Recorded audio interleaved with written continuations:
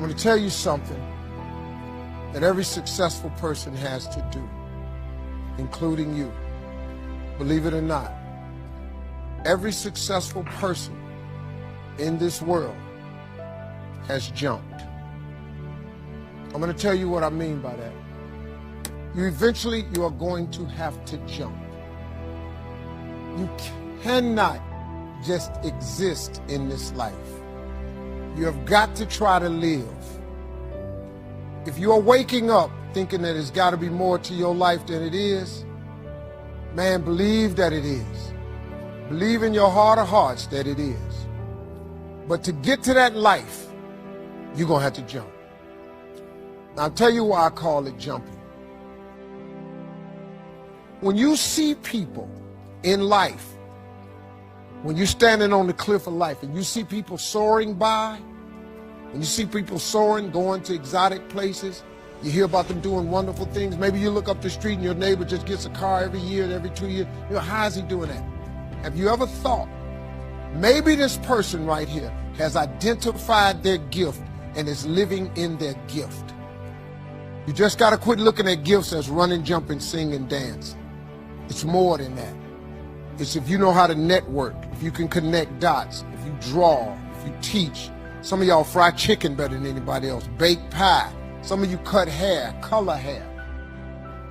Your gift, not your education. You go get an education, that's nice. But if you don't use your gift, that education only gonna take you so far. I know a lot of people got degrees, man, they ain't even using it. It's your gift. But the only way for you to soar is you got to jump.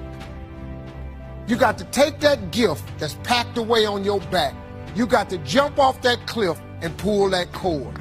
That gift opens up and provides the soar. If you don't ever use it, you're going to just go to work. And if you're getting up going to work on a job every day that you hate going to, that ain't living, man. You just existed. At one point in time, you ought to see what living's like. But the only way to see what living like, you got to jump. And here's the problem. I'm going to just be real with you. When you first jump, let me tell you something. Your parachute will not open right away. When you jump, it's not going to open right away. You're going to hit them rocks. You're going to get some skin tore off on them cliffs. You're going to get all your clothes tore off. You're going to get some cuts on you. You're going to be bleeding pretty bad. But eventually, the parachute has to open. That ain't a theory, that's a promise. Here's another thing. You can play it safe and deal without the cuts and the tears. And you can stand on that cliff of life forever safe. But if you don't jump, I got another promise I can make you. Your parachute will never open. You'll never know. If I were you, I would jump. Because that's the only way to get to that abundant life. You got to jump, man. You got to take a chance. Now, when I get through talking, there are those of you who discuss this in the car.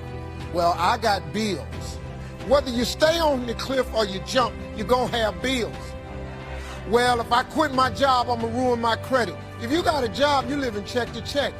Even if you got A1 credit, you can't buy nothing else no damn way. At one point in time, man, do yourself a favor. Before you leave this world, before you die, jump. Just jump one time. Just jump. Thank you very much. That's an abundant, and I'm showing you how abundant thinkers think. So if you want to me, you model successful people. When I was on the Oprah Winfrey Show, on one of the commercial breaks, she said, "So Lisa, how many coaches do you have?" She didn't ask me if I had a coach. She said, "How many coaches do you have?" I said, 2. On the next commercial break, what do you think I did? I asked her, "How many coaches do you have?" She said, 4. When I left the show, what do you think I did? Right? I hired 2 more coaches. So success leaves clues. I'm going to give you some of the clues. And people who are living an abundant life now, you guys just allow this to be a salve of confirmation. And then for everyone else who's moving in that direction and more so in that direction, these are the things that abundant thinking people do all day, every day. One, we create micro wins so we can get to macro wins. And we celebrate the micro wins. Far more celebrations in life. Number two, we fail, but we always fail forward. See, people are going to fail. Abundant thinkers, right, Ka? We fail forward. We fail and we ask the question, what lesson did I learn? And what will I do differently the next time? Bring it on. Bring it on. I'm okay. Some of my greatest lessons came wrapped in sandpaper. They came wrapped in expensive lessons. They came wrapped with a hot credit card that I had to pay it off with. They came wrapped with a lawyer I had to hire. They came wrapped with tears on my pillow. But when I got the lesson, you better know I didn't have to get it again. Yes, yes? Some of you are using your lesson as luggage, using your lesson as shackles, and your lesson as your fuel to do it differently the next time. So abundant thinkers, we fail. We just fail forward every single time. Abundant thinkers, we're not only responsible, write this down, number 3, we're not only responsible for our actions, we're not only responsible for our thoughts. Abundant thinkers go the step further, and we're responsible for our reaction. Ooh, that's juicy. Yes, yes? Someone gonna chew on that on the plane on the way home. Like, reactions, right. Abundant thinkers not only hold ourselves responsible for our thoughts, we hold ourselves responsible for our actions, we hold ourselves responsible for our reactions before we ever do it. It doesn't mean we react and then apologize. It means we never do those things we have to apologize for. Yes, yes? We don't blame it on that's how I've always been. That's old. Grow up. You're genius. You're brilliant. That's so 08. Right? Abundant thinkers. I'm just giving you some nuggets. There's a ton of other things. I'll share it with you at other time. But I'm telling you, these are practices of abundant thinkers. Christy talked about affirmations. Abundant thinkers understand the power of I am. Anything after the word I am is true to your unconscious mind, Mike. Anything after I am, anything after I am, even if you know it's not true, your conscious mind will believe it. Anything after I am. So the use of affirmations is very intentional and very consistent. I was diagnosed as clinically depressed in 2001. 1998, I'm sorry. I was diagnosed as clinically depressed.